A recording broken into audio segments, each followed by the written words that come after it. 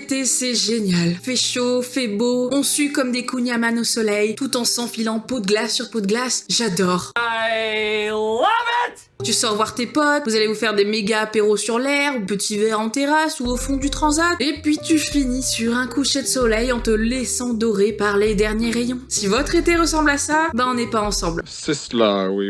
Moi je suis pauvre, associable, et c'est déjà deux éléments qui combinés ensemble vont te faire passer ton été dans ton coin, pendant que le reste du monde sera parti claquer 6 mois d'économie pour 15 jours de vacances. Aïe, coup dur pour Guillaume. Non, moi mes étés c'est plutôt petite série et glace à l'eau, et ça coûte pas cher. T'es mal à taille du rat, quoi. Derrière des fenêtres bien fermées. À la réflexion, c'est un peu mon hiver aussi. Bref, c'est à cette période que j'aime bien revoir des séries que j'ai oubliées, et comme j'ai personne avec qui échanger là-dessus, bah ça tombe sur vous. Désolé. Si vous n'avez rien à glander et rien à voir parce que vos streamers, youtubeurs, influenceurs vous ont laissé pour l'été, bah j'ai une petite reco pour vous, BoJack Horseman.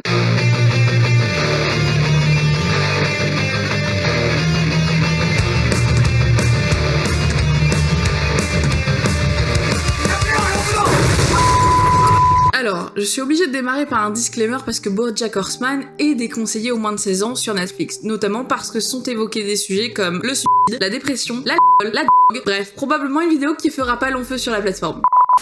Mais vous êtes avertis, c'est une série avec une limite d'âge. Et voici des petits numéros verts pour rappel. D'ailleurs, je vais même faire un deuxième disclaimer. Encore. Ici, il s'agit de mon avis, et vous êtes totalement libre du vôtre. Tout est clair, c'est carré.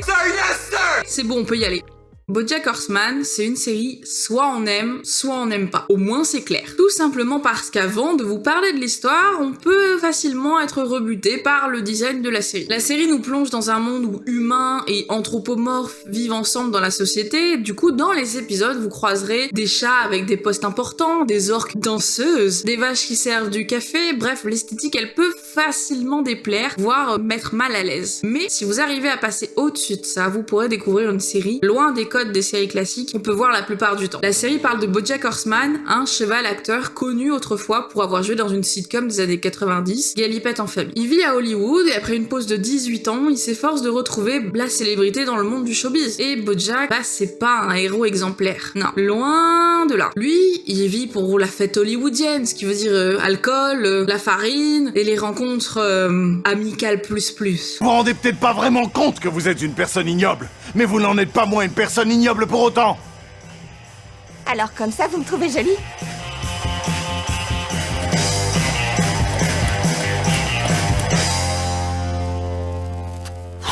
Voilà encore une décision que j'ai prise et que je vais regretter pour le restant de mes jours.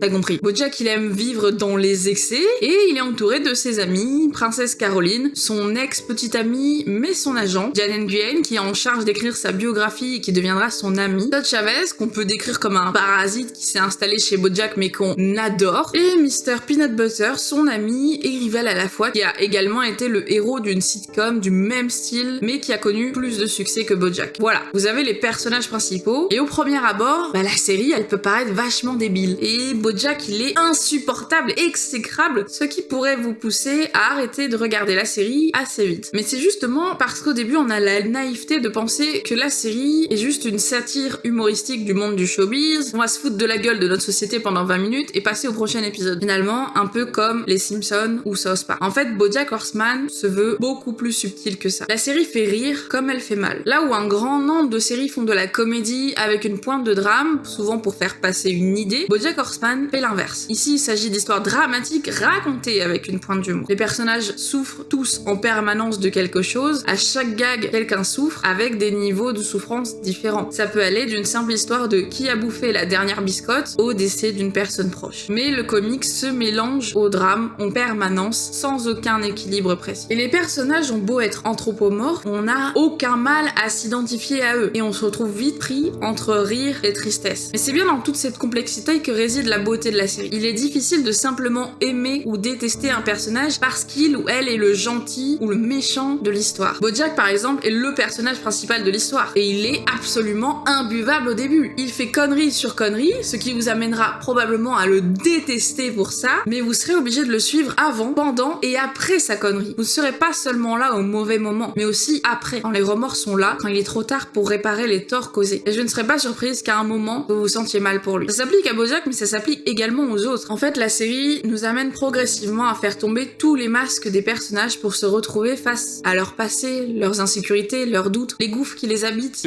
J'ai besoin que vous me disiez que je suis un type bien. Je sais que je peux être égoïste et narcissique et autodestructeur, mais en dessous de ça, au fond, je suis un type bien. Et j'ai besoin que vous me le disiez.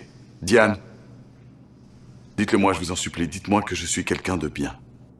Et les choses les plus simples apportent des réflexions beaucoup plus profondes qu'on ne pourrait le voir, comme un simple churros. La série est d'ailleurs bien plus qu'une critique des travers du monde du showbiz, même si beaucoup de choses sont pointées du doigt, comme le travail des enfants dans le cinéma, la facilité qu'on peut avoir à pardonner à une célébrité des actions immondes, parce que c'est une célébrité, et ben il s'agit surtout d'un regard sur nous, sur la société et ce qui la ronge. La série date de 2014, et c'est seulement vers cette époque-là qu'on commence à entendre timidement des célébrités comme Selena Gomez, Emma Stone et d'autres nous parler de leur phase de dépression. Et en tant que spectateur, on a tendance à se dire que Bojack n'a pas le droit d'être dépressif. Il possède l'argent, la notoriété, le pouvoir, il a Hollywood à ses pieds, plus ou moins, mais non. La dépression ou la solitude sont des phénomènes universels, et il n'y a pas de profil type pour en souffrir. Chacun des personnages passe à un moment ou à un autre dans une phase de solitude. En plus de l'équilibre qu'on a entre le comique et le drame, l'originalité de certains épisodes, on en fait des chefs-d'œuvre. Et non, c'est pas exagéré de dire ça. Le plus connu d'entre eux étant l'épisode quasi muet où Bojack se retrouve au fond de l'océan. Sans aucun mot, on va découvrir que derrière cet anti-héros problématique, on peut avoir un personnage attachant, touchant, voire sympathique. Et pour rappel, sans aucun mot. Un autre épisode consiste lui en tout l'inverse, en un long monologue de Bojack, où il revient sur sa vie, sur son noyau familial plus que dysfonctionnel, et il va alterner entre haine, nostalgie et cette fameuse pointe d'humour. Il y a vraiment beaucoup d'épisodes impressionnants de créativité à voir sans que ça ne soit jamais exagéré. Rien n'est jamais gratuit, tout est réfléchi. Alors oui, la série peut paraître très lourde après cette description, et j'espère que vous n'êtes pas en train de vous rouler en boule après tout ce que j'ai dit, parce que ça ne retire pas le caractère drôle de la série. Elle joue avec le comique, la caricature, l'humour noir. Je t'ai déjà dit que je savais pas où il était. Fourre pas des trucs dans mon cul si tu veux les récupérer. Veuillez patienter, je vous passe Princesse Caroline. Que moi, j'appelle cette nana au téléphone?